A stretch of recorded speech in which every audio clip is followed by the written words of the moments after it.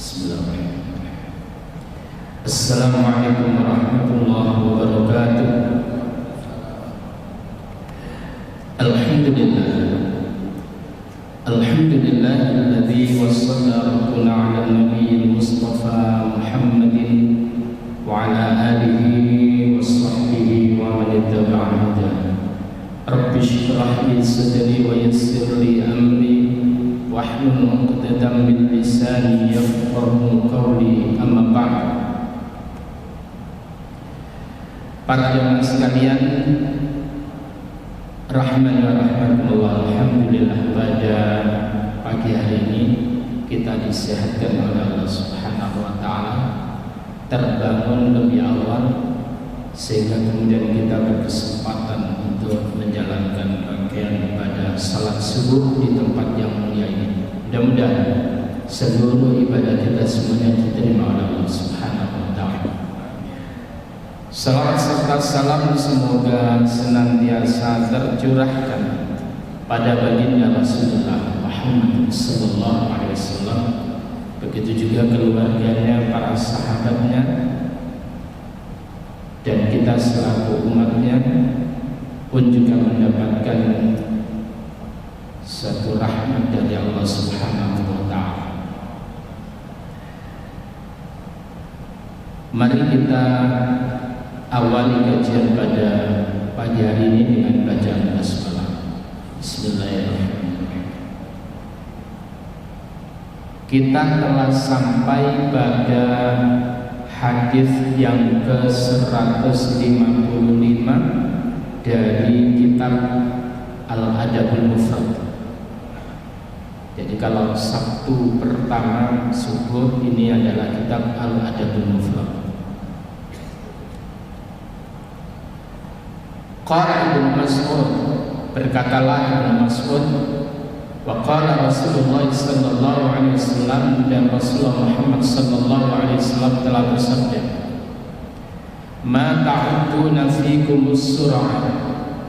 Apa yang bermaksud dengan orang yang didaya, orang yang kuat itu? Apakah orang yang didaya itu orang yang sakti mandraguna kaya dene Gatot Kaca? Lalu kemudian apakah orang yang kuat itu orang yang suka binaraga, kemudian ototnya merongkol itu? Atau orang yang didaya itu orang yang main okol, yang selalu menang dengan lawan tandingnya itu? Atau orang yang didaya itu orang yang selalu menang dalam pertandingan MMA itu? Para jamaah sekalian,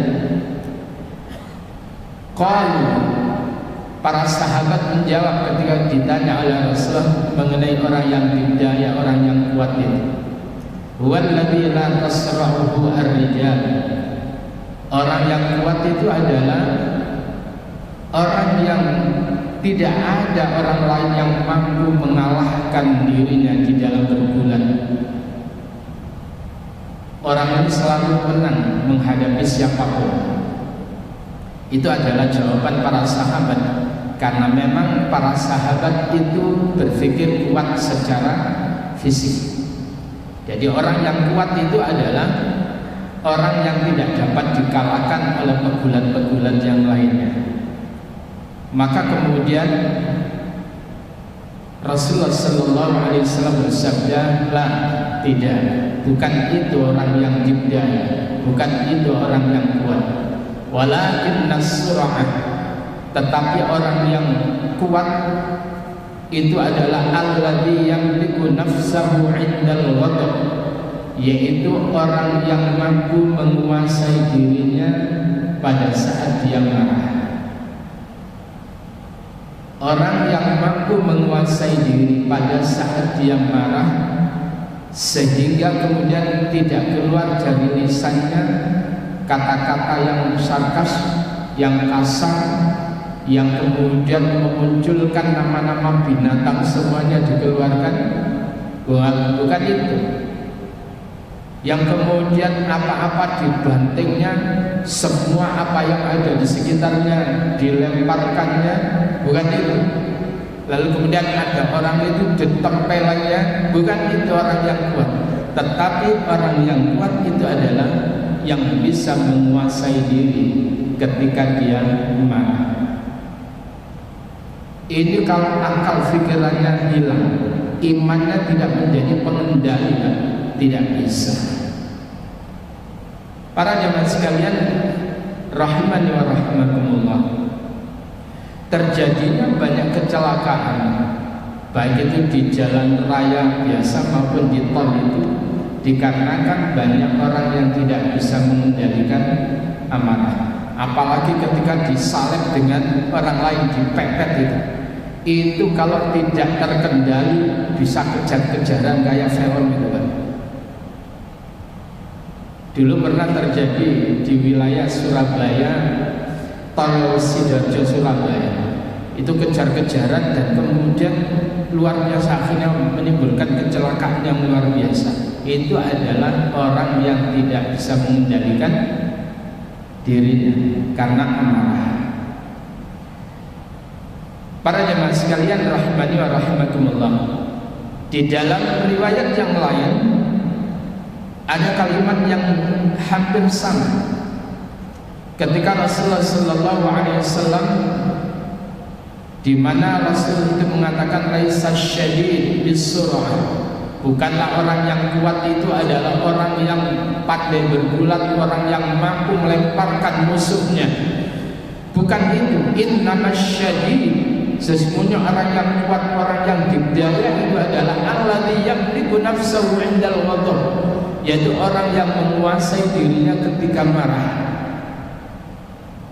Oleh karena itu suatu ketika Rasulullah sallallahu alaihi wasallam melihat seorang sahabat ketika dicaci maki oleh orang lain, kemudian seorang sahabat ini dia enggak meladeni, Pak. Enggak marah, enggak membalas dengan maki-maki. Maka kemudian Rasulullah itu tersenyum melihat sahabat yang semacam ini. Hebat ini, indah sekali. Tapi kemudian lama-kelamaan terpancing juga sahabat ini marah.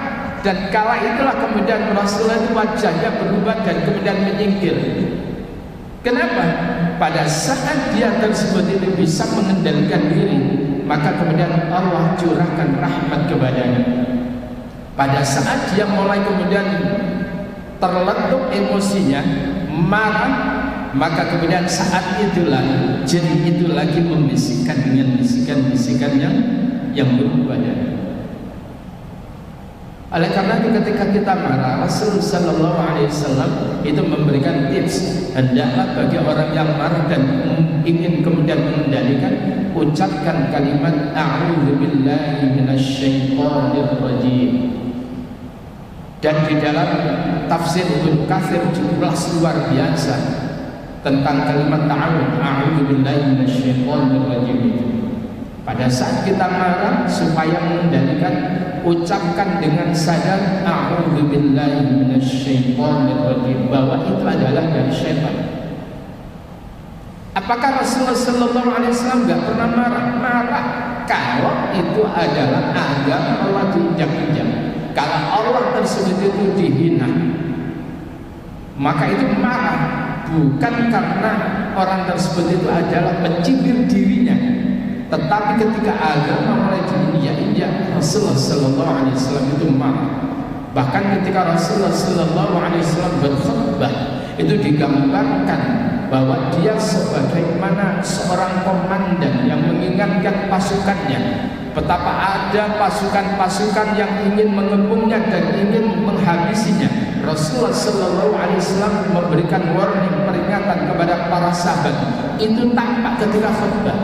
Tidak ada khutbah Rasulullah sallallahu alaihi wasallam yang kemudian dengan kalimat yang lembut, Assalamualaikum warahmatullahi wabarakatuh. Tidak ada. Semangat itu khutbahnya Rasulullah sallallahu alaihi wasallam. Para jamaah sekalian rahimani wa rahimakumullah, terutama ketika kejadian yaitu para sahabatnya Rasulullah Sallallahu Alaihi Wasallam yang tadinya diminta oleh orang yang dia tersebut menyatakan butuh pengajar Al-Quran, lalu kemudian diserahkan oleh Rasulullah Sallallahu Alaihi Wasallam 60 lebih penghafal Al-Quran untuk kemudian memenuhi permintaan orang itu, supaya di komunitas orang itu kemudian nanti banyak orang-orang yang faham bagaimana Al-Quran itu. Begitu kemudian sampai di sana dibantai, maka Rasulullah itu marahnya luar biasa, dan kemudian sampai kunut dalam 1 bulan penuh, di mana di dalam kunutnya tersebut itu melaknat mereka. Marah. Kenapa? Karena ada orang yang mengkhianatinya, di mana penghafal Quran di kala itu adalah jarang sahabat yang hafal Al-Quran, tetapi orang-orang yang menjadi menjadi penentu dakwah ke depan itu justru dibantai oleh mereka orang-orang munafik. Marah. Bukan begini, ya wis gak apa-apa. Enggak, itu salah. Tapi marahnya itu adalah terpendam. Ini yang repot ya Pak, marah tapi terpendam. Biasanya lagi marah, nah suami istri marah itu kalau tidak terkendalikan, suami akan mengeluarkan kalimat cerai. Tapi kalau terkendali tidak sampai. Nah, para jamaah sekalian rahimani wa rahmatullah, maka begitu banyak orang-orang yang berdampak negatif dengan marah yang dia lakukan itu. Berdampak negatif baik itu secara eksternal, lebih-lebih lagi secara internal dirinya akan berdampak buruk. Sehingga pada suatu ketika seorang laki-laki itu berkata kepada Nabi Muhammad SAW, kata seorang laki-laki ini, "Ausini ya Rasul, tolong wasiatkan kepadaku." Ini menunjukkan betapa pentingnya sampai kalimat wasiat. Ya Rasul, tolong wasiatkan kepadaku. Qala, maka kemudian Rasulullah Sallallahu Alaihi Wasallam berkata, la taghdab, jangan kamu marah, jangan kamu marah. Jadi Rasulullah Sallallahu Alaihi Wasallam itu dikasih hikmah oleh Allah. Perlu diketahui, wa may yu'tal hikmata faqad utiya khairan katsiran. Siapa orang yang dikasih hikmah oleh Allah, maka sungguh ia telah dikasih oleh Allah suatu kebaikan yang banyak. Apa itu hikmah? Seorang ini adalah kebiasaannya suka marah-marah, tapi begitu kemudian orang ini meminta nasihat, meminta wasiat kepada Rasul, langsung cespleng jawabannya. La taghdab. Para jemaah sekalian, tentunya kita seringkali mendapatkan kondisi yang semacam ini. Suatu ketika kita mungkin ada persoalan dengan keluarga, lalu tiba-tiba kita datang dalam pengajian atau khutbah Jumat. Tiba-tiba dalam khutbah Jumat atau pengajian itu menerangkan tentang bagaimana mengatasi persoalan rumah tangga.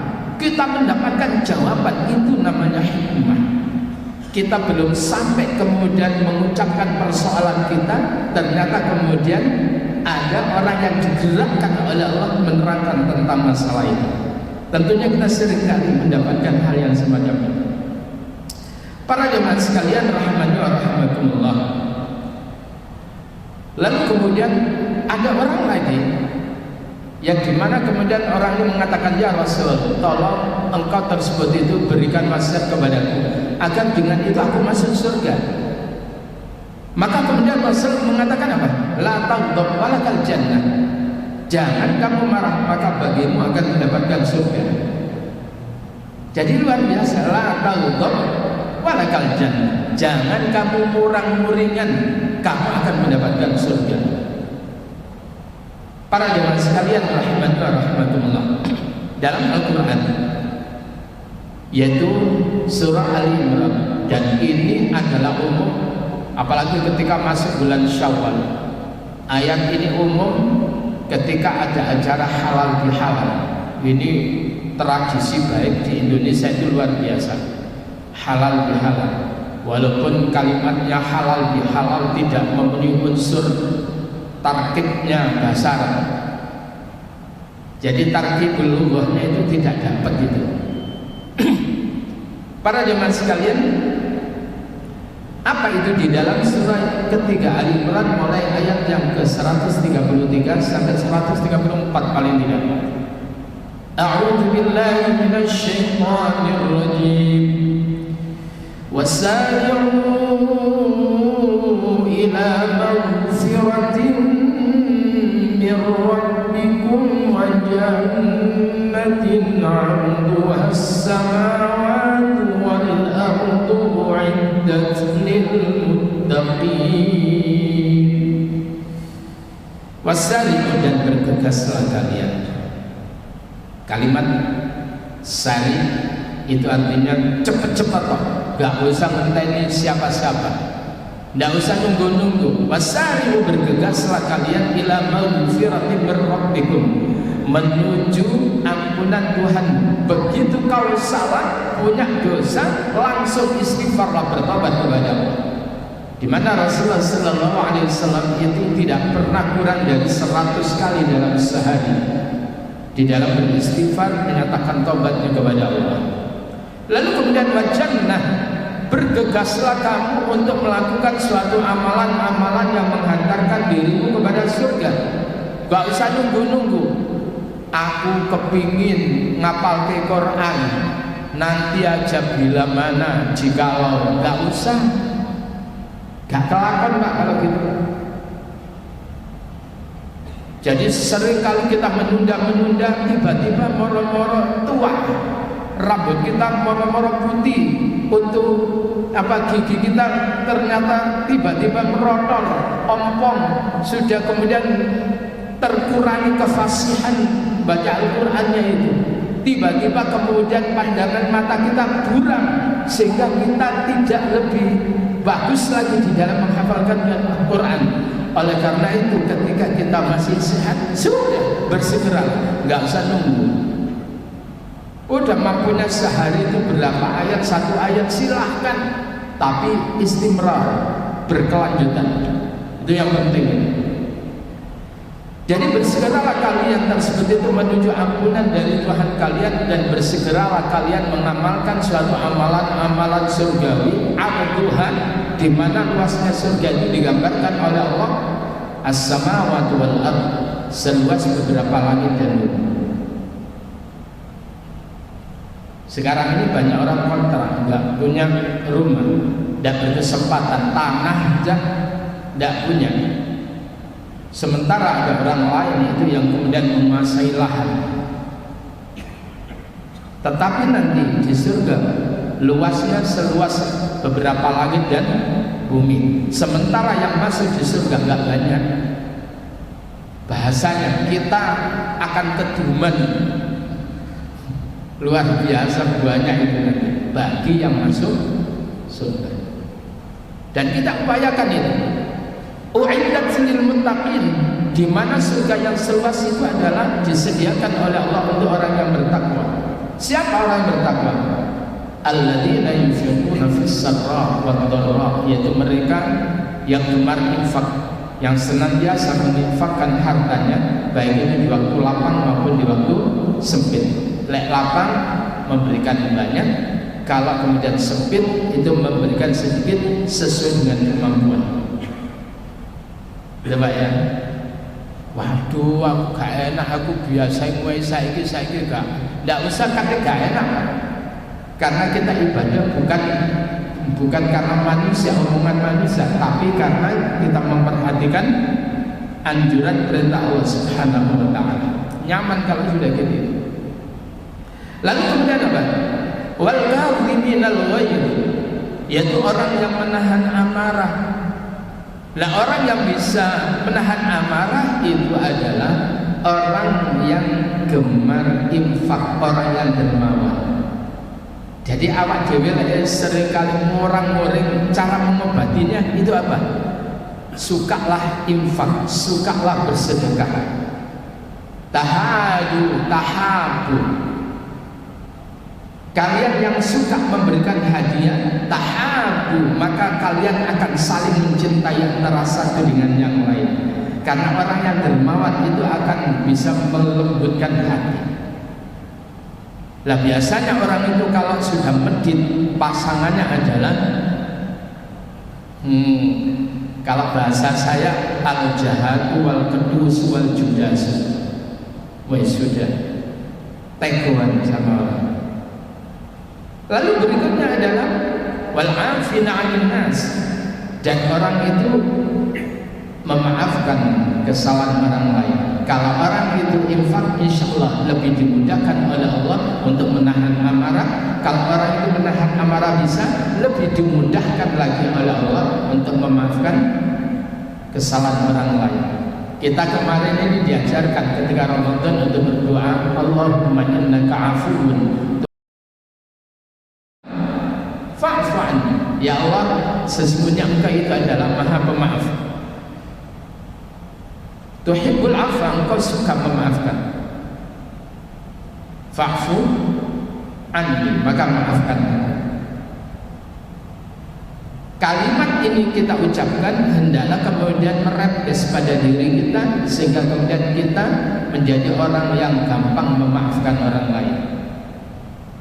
Biasanya gini ya Pak, itu kalau ada masalah, waduh, jangan sekurang apa?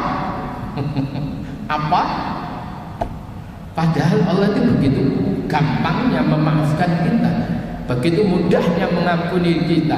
Padahal Allah itu yang mensuplai semuanya kehidupan, kebutuhan kehidupan kita. Allah yang mensuplai. Kita tidak ikut mensuplai orang itu. Ketika orang itu punya salah dan meminta maaf, kita susah untuk memberikan maaf.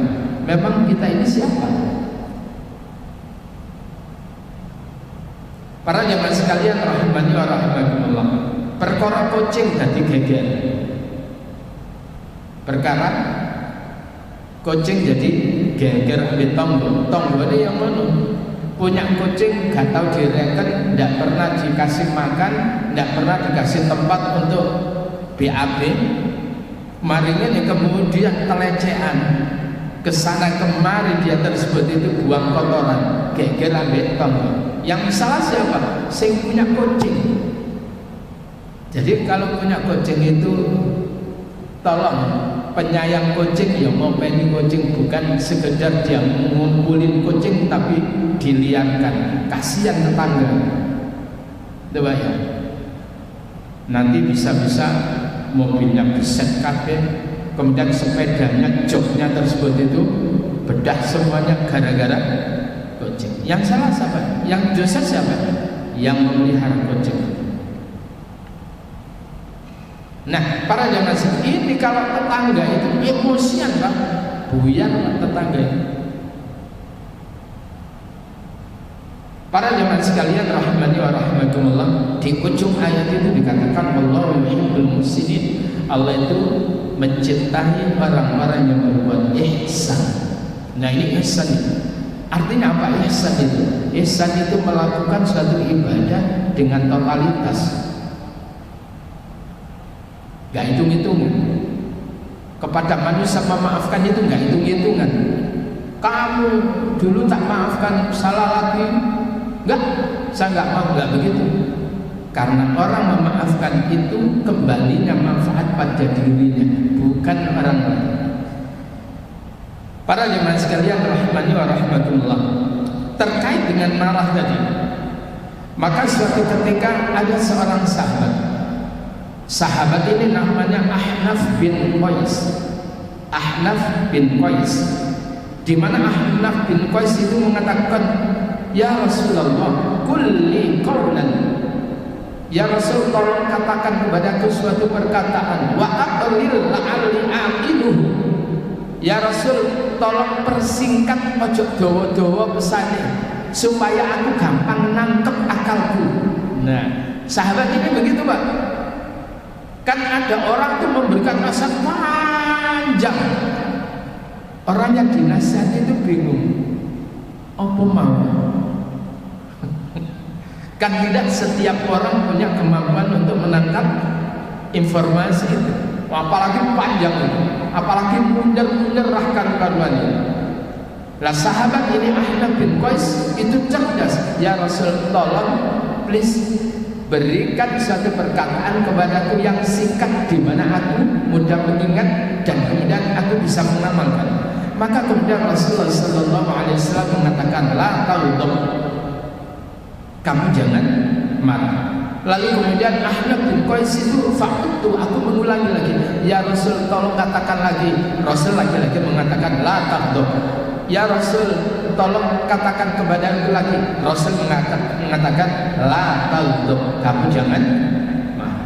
Itu menunjukkan betapa bahayanya orang yang marah itu. Para jamaah sekalian, suatu ketika ada seorang wanita, di mana seorang wanita ini ditinggal mati oleh anaknya, masih kecil Pak. Kira-kira lumrah nggak Pak? Orang tua kemudian mendapati anaknya meninggal dunia kemudian menangis, lumrah nggak itu? Lumrah. Yang nggak boleh itu kan geruh-geruh, niyahah, meratapi yang berlebihan itu, sampai kemudian jambak-jambak rambut kepalanya, kemudian sampai membedah bajunya, itu ya, itu yang nggak boleh. Tapi kemudian sekedar menangis itu, bahkan Rasulullah ketika ada cucunya yang meninggal dunia dari Zainab, ya, maka kemudian Rasulullah itu keluar air mata dan kemudian para sahabat itu bertanya, ya Rasul, apa itu ya Rasul? Ini adalah sebagai ungkapan rahmat kasih sayang seseorang kepada yang lain. Tapi yang nggak boleh itu, nah itu gerung-gerung gak karu-karuan, apalagi sampai apa namanya, gulung komeng itu. Ada guyonan itu, ada seorang perempuan ditinggal mati suami. Udah Pak, gulung komeng karu-karuan, nangis gerung-gerung. Saya seringkali katakan, tolong kalau ada begitu video kemudian kamu simpan. Nanti ketika kemudian menjelang habisnya masa iddahnya 4 bulan 10 hari, lah kok dia kemudian di dalam apa statusnya, aku kepingin mencari imam lagi. Mari ini kiriman Pak video itu Pak, gak eling tak itu modelanmu kok ini. Jadi gak sumput dengan gulung komengnya itu, ternyata dia juga kepingin nikah lagi. Para jamaah sekalian rahmani wa rahmakumullah. Nah seorang wanita ini ketika ditinggal mati oleh anaknya, lalu kemudian dia ke makamnya, ke kuburannya sambil menangis. Kala itulah kemudian Rasulullah sallallahu alaihi wasallam melintasi, ketemu dengan wanita itu. Kemudian apa? Rasulullah sallallahu alaihi wasallam mengatakan apa namanya? Ittaqillaha wasbiri. Wahai ibu, takutlah kamu kepada Allah, wasbiri, dan bersabarlah kamu. Gimana Pak? Orang ini nggak tahu kalau yang berkata tadi itu adalah Rasulullah Muhammad sallallahu alaihi wasallam. Ketika dia tersebut itu sudah apa namanya? Sudah terombang-ambing dengan rasa sedihnya, dia tidak tahu bahwa yang ngomongin tadi itu adalah Rasulullah. Ittaqillaha wasbir. Kamu takutlah kamu kepada Allah, bertakwalah kamu kepada Allah, dan sabarlah kamu. Apa kata wanita itu? Ilaika anni. Ini bahasa singkatnya nyingkriyo, dari menyingkirlah kamu dari. Ilaika anni, menyingkirlah kamu dariku. Fa innaka lam tusab bi musibati. Engkau ngomong gitu itu karena kamu tidak menimpa musibah yang menimpa kepadamu. Lepas jadi saya tidak ngerasa no, kalau orang sekarang itu saya tidak ngerasa no, enak ngomong sabar ittaqillah itulah. Orang ini sementara nggak tahu bahwa yang memberikan nasihat ini siapa. Nah, para jamaah sekalian, Ketika kemudian itu Rasul tidak kemudian ngomong, delok aku itu Rasulullah, enggak. Rasul pulang. Begitu kemudian pulang, ada orang yang memberitahu kepada ibu itu, ya, karena dijelaskan dalam hadis itu, walau ta'rifhu, perempuan itu tidak tahu bahwa yang memberikan nasihat tadi, teguran tadi itu adalah Rasulullah Muhammad sallallahu alaihi wasallam. Akhirnya faqilalah, dikatakan kepada perempuan itu, innahu nabi sallallahu alaihi wasallam, iku mau nabi loh, yang menegur anda tadi itu nabi. Akhirnya kemudian apa? Gak enak perempuan ini.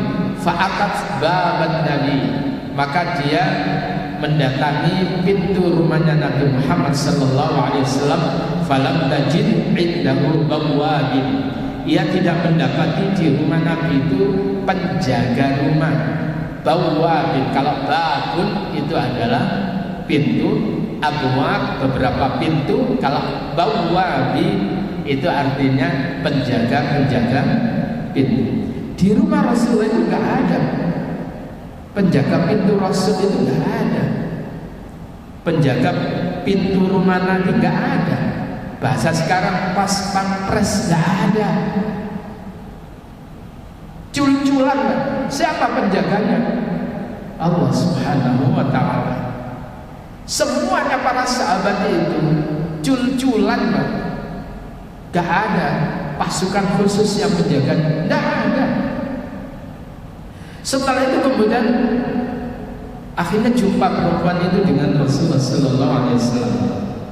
Faqalat, dia berkata, lam a'rifka ya Rasul, maaf aku tadi nggak tahu bahwa itu adalah engkau ya Rasul. Bahasanya, sekarang saya sabar kok ya Rasul. Kula sabar ya menikah. Akhirnya kemudian Rasulullah mengatakan, innamas sabru indas sadmatil ula, sesungguhnya sabar itu pada benturan pertama. Ketika engkau tersebut itu mendapatkan teguran itu, kemudian kau sabar, kau terima, itulah sabar yang sesungguhnya. Lah mari murang-muring utawa mari ini kue sabar kasar. Ya mending Pak, mending. Jadi sabarnya itu adalah lamban, ya.